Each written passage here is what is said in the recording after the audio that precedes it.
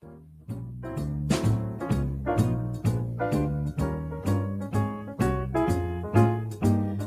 morning, Twin Cities. Welcome to Sunday and welcome to Reckoning with Real Estate, a show about the American dream and building a better real estate company. I'm Paige Kale with the Real Estate Collaborative, and today I am joined by Mark Byers with the Real Estate Collaborative. Hey, Mark. Hello. And also Taylor Hall with the Real Estate Collaborative. Hello, hello. Hello, hello, hello. Today we're going to talk about what it means to be a realtor. And we are going to give our listeners some personal thoughts that we have had personally being realtors. And just so you know where this is going is we are no longer at the Real Estate Collaborative at REC. We are no longer identifying as realtors. We have a new brand that we're developing that aligns more with our values and our business model and how we are consumer first and developing a lot of different tools and different ways of interacting with our clients that the traditional big box broker / realtors don't have. So that's our thought about what we're doing here for the next 30 minutes with you. So first, we're just going to start unpacking the Realtor brand. And I'll just start by saying, I think sometimes it's confusing to the consumer, but to become a real estate agent in the state of Minnesota, you have to take 90 hours of coursework, pass a Minnesota state test and a national test, and then you are a real estate agent. Mm-hmm. How you become a realtor is you join your associations, your local, state, and national, and you have to join all three of them. There's a three-way agreement. You have to join all three of them. And then you become part of the National Association of Realtors. And that gets you access to the MLS and access to the state forms, the purchase agreements, all the addendums and amendments, the listing contracts, the buyer representative contracts. So as a real estate agent, if you don't become a realtor, if you don't join your local, state, and national association, you don't have access to the MLS or the state forms. So you kind of are, I don't know, it is a little bit of a forced membership. Mm-hmm. You know, in order to practice real estate, I mean, you need access to the MLS, you need access to all the forms. There's great value to consumers to have all these forms be consistent across the state, which is what the associations provide for us. But that is just, in a nutshell, the difference between a real estate agent and a realtor. So generally speaking, there are very few real estate agents. And most of the people that you meet that are, helping people buy and sell homes are realtors. So that realtor label is a brand. And that's why, as we've been building out REC, we have been thinking about that brand, how to do things differently, how to change the things we don't like about the industry and do it in our own way. And then we started thinking, well, if we don't like the realtor brand, then maybe we shouldn't be identified as realtors. And so we're in the process of creating this new brand called a REC agent. So that's it in a nutshell. Mark and Taylor, why don't we start with you both are newer agents, newer realtors. Why don't we start with kind of, what brought you to real estate? And how you have, how it's been for you being a realtor kind of out in the world, and thoughts, reactions. And do you want to start, Taylor? Sure. Yeah. I mean, I chose to do real estate because I truly love homes. I was always the one in my like friend when I was renting to be the one that like found our apartments. I think I found all of my apartments, and it was just I really enjoyed it. And I thought being a realtor would be like another extension of that I get to like help people with this really big decision in their life. And I was very unaware of the difference between being a realtor and a real estate agent. When I joined, I didn't find out that difference until I was in to become a realtor. After you join the association, they have you take like 2 days worth of classes, and that's when I learned about what being a realtor is. And if I'm being honest, I didn't feel great having to explain to my friends why I had to take this class. It just kind of felt like I was blowing smoke and like having to like talk about like, because when you're in the classes, they tell you how we're held to a higher standard than real estate agents. So when you're a realtor, there's like more gravitas and respect than just being a real estate agent. And I just feel like if you have to tell me that, it might not be true. Yeah. And then just through like a lot of conversations that we've had at REC about different things the association does that we might not agree with. I'm really happy that we're developing our own brand. Yeah. And I think we talked about this on the way over here. We like a lot of realtors. There are a lot of good realtors, individuals out there. This conversation is more about like the brand than individuals. Yes. Well, and to that point, I will just echo what you said is there are a lot of good people in real estate. There are a lot of good realtors out there. So all of our commentary on this show and, other episodes that we do is really about the industry as a whole and kind of our thoughts on the industry as a whole and how broken it is and how focused on consumer profits it is. And, but really this isn't about calling out individual realtors. I think also your point about, taking the 2-day class at our local association after you got your license, your real estate agent license, and them talking about, becoming a realtor, like, paying the fees and becoming a realtor adds to the respect and the gravitas and of the profession.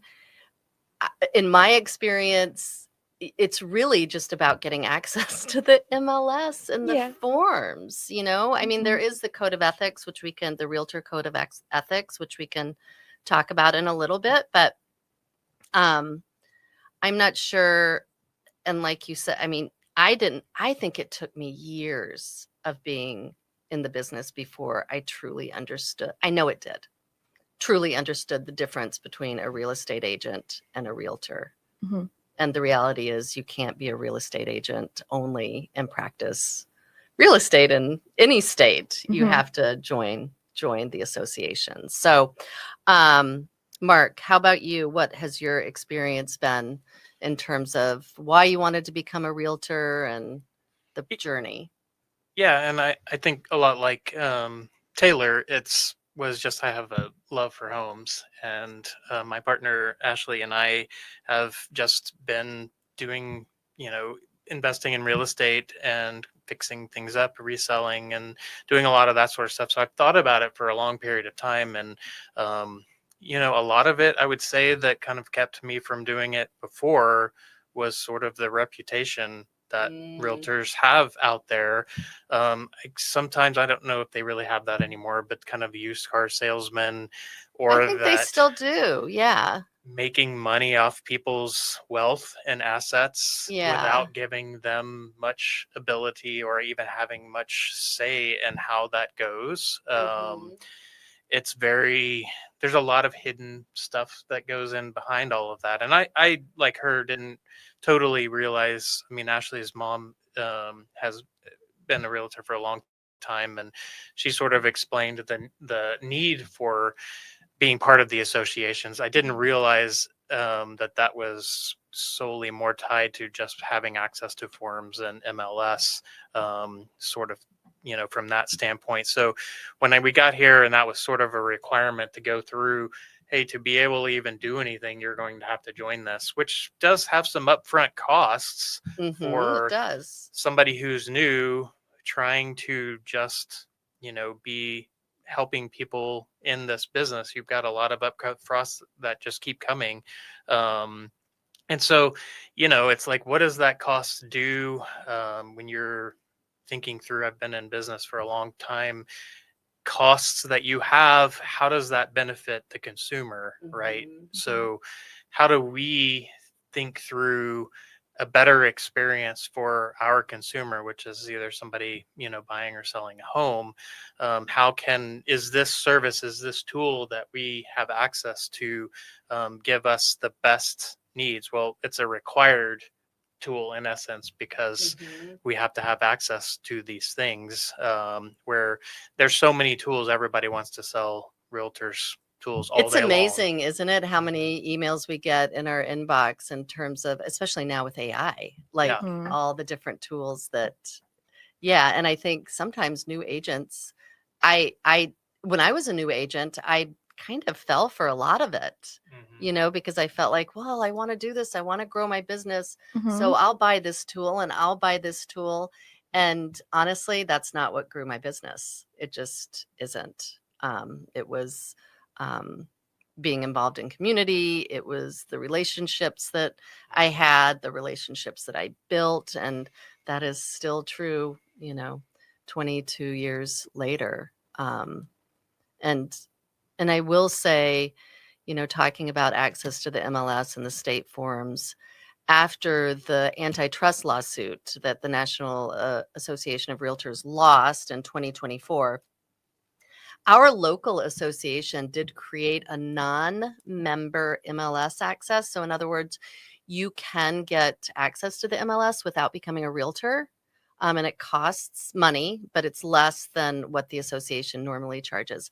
But what you can't get, the state is not releasing access to the forms. So kind of having access to the MLS is pretty not very useful if you don't have access to then the forms that you need to help write contracts for your clients. And I think they said like 8 people or something, or non-member access to the MLS.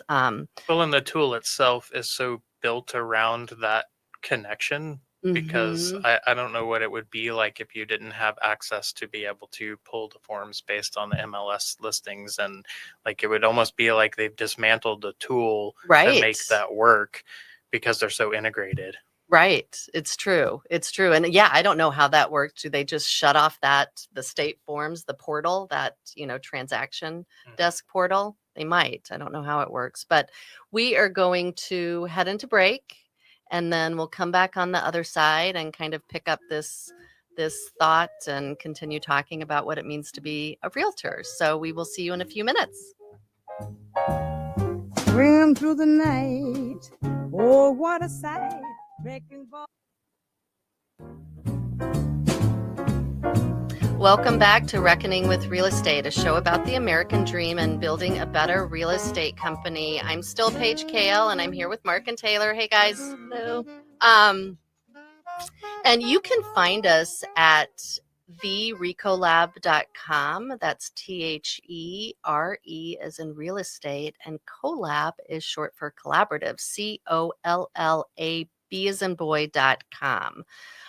We have blogs on there.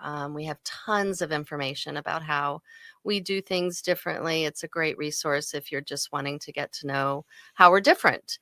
In this show, we're talking about how we're different from the Realtor brand, and how we're no longer identifying as realtors. And during break, we were chatting about it, and we think it's probably important to let listeners know that while we no longer identify as realtors, we're very much still a part of the association. So we have access to the MLS and the state forms.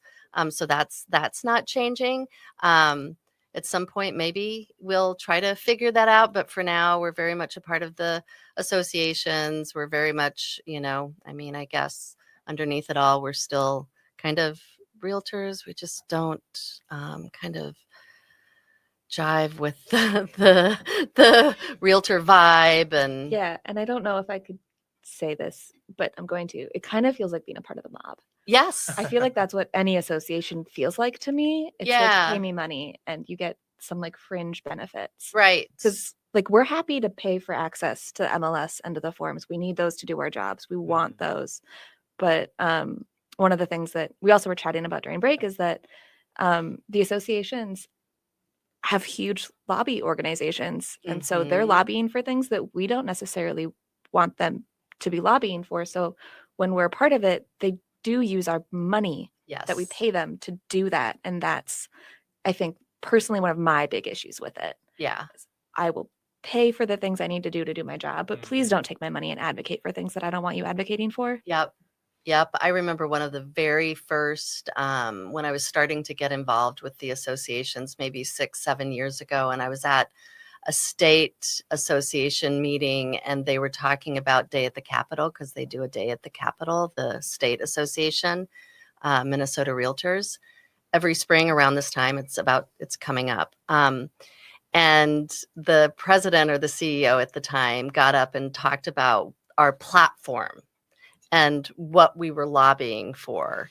And some of it was like outstate Minnesota issues, like regarding sewers or something, or a septic systems, or, there was some stuff that maybe, didn't personally affect me because I was working more in the cities but I raised my hand at one point.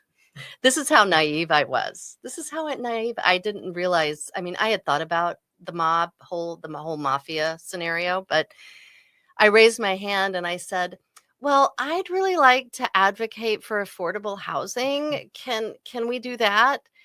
And it was like I said, "I want to advocate for killing puppies." I mean, the looks that I got, there was a guy behind me that like had to start mansplaining it to me. And I'm like, well, so basically the answer was no. You have to stick to our platform.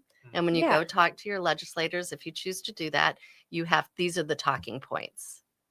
Yeah. And if you think about who should be advocating for that, wouldn't you think that it would be people in Realtors. real estate, right? Yeah. Totally. And to not have any say so in that whatsoever. I even kind of wonder, I was thinking as you were saying, like, I wonder what the percentage of realtors, if they offered an a la carte kind of package of saying you could just get the MLS and the forms and then not all of that other stuff. Right.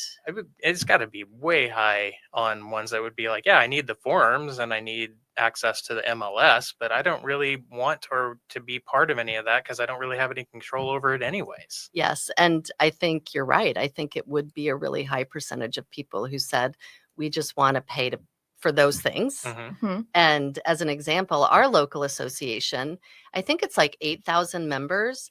And there are about 100 of those people that participate in any meaningful way within the association. Mm-hmm. It's like the same people over and over again.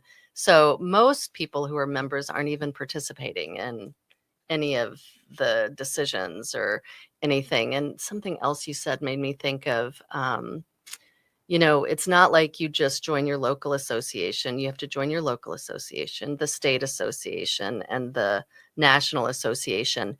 And part of the reason they don't want to give up control and do that a la carte, like menu, have this and this and this, but not all the other stuff, is because they would lose so much money. Oh, yeah. And this is why the lawsuit against the National Association of Realtors that settled for, I think it was 441 million, something like that. It was a very, very big number. Mhm. I mean, they're paying it because they have all that money. I mean, they're paying it over, I think, multi-year period. Mhm. But it's kind of crazy to think about that that's how much money they have. And part of it, too, is because the bar to become a realtor is pretty low. You don't have to have a high school education in the state of Minnesota. I think some states that may vary a little bit, but you have to take the 90 hours, pass a couple exams, join your associations, and then you're a realtor. And you're helping people, households, families make really big decisions, you know, sometimes the biggest financial decision of their life, and the bar is really, really low. What helps the associations though, and even the big box brokers, because a lot of the big box brokers charge when a real estate agent or a realtor joins, they're starting to pay fees right away. It may take them 6 months, 12 months to actually close a transaction and make income. But those corporate brokers, and a lot of the smaller brokers too, not all of them, but are making money day one on a real estate agent, and the associations for sure are making money day one. So to raise that bar, they can't do it from a profitability standpoint. They just can't do it. They're in because then so we'd deep. have fewer real estate agents, and then Mhm. they'd have fewer desk fees, fewer association fees. They'd lose so much money. But like with that, they also don't care how long you stay because Right. the bar is so low. I mean, it took me 4 months to become a realtor. Like that's for a profession to have 4 months to get into it is kind of crazy. Yeah, and that's why you see a lot of part-time agents too. Yeah. Because you have I to have, am. you have to have another job to kind of have income while you're building your real estate business. Yep. Well, and if you think about the money and where that's coming from, for rec being consumer centric, right? All of this is consumer centric. If these organizations need all of this money, where's it coming from? It's ultimately at the consumer. So that's being passed down, right? Those fees and everything, that the money that they need for lobbying and all of that is coming through these brokers that are passing it on. And that's why, as all real estate is just, going up in value, there's just more and more of those fees that are just being passed on to the consumer. So they're the ultimate ones that are paying for these things that are going through the associations, and probably so few of them even have any idea that that's what they're paying for as they get filtered through this process all the way to these large organizations, which are sort of a requirement to join and be part of that you don't have any control over. Right. If you want to serve your clients and serve your customers with MLS information and the forums, you have to become part of the associations, which is not, inexpensive. There's also the Realtor Code of Ethics. I have a challenging relationship with the Realtor Code of Ethics. On the one hand, I mean, if you read it, and you can just Google Realtor Code of Ethics and it'll pop up. It's pretty exhaustive. It's pretty detailed. I think it's actually pretty good. But when a realtor violates the Code of Ethics, guess who makes a decision on if there's a violation? Other realtors. So it's like the police policing the police. And, ultimately, I think often we don't want to tell on our fellow realtors. So, and it's, it's time and energy and sometimes money. So it's an interesting industry. And Taylor, I think you're spot on with it feels very much like the mafia. I can remember being with one of the big box brokers for 15 years. And I just remember, you call it the churn and burn. You just like this, it was like a revolving door of realtors. And a realtor would join and there'd be all this like celebration and meet so-and-so, woo-hoo-hoo. And then all of a sudden, like months later, maybe a year later, a couple years later, where's so-and-so? Where's Joe? I haven't seen Joe in a while.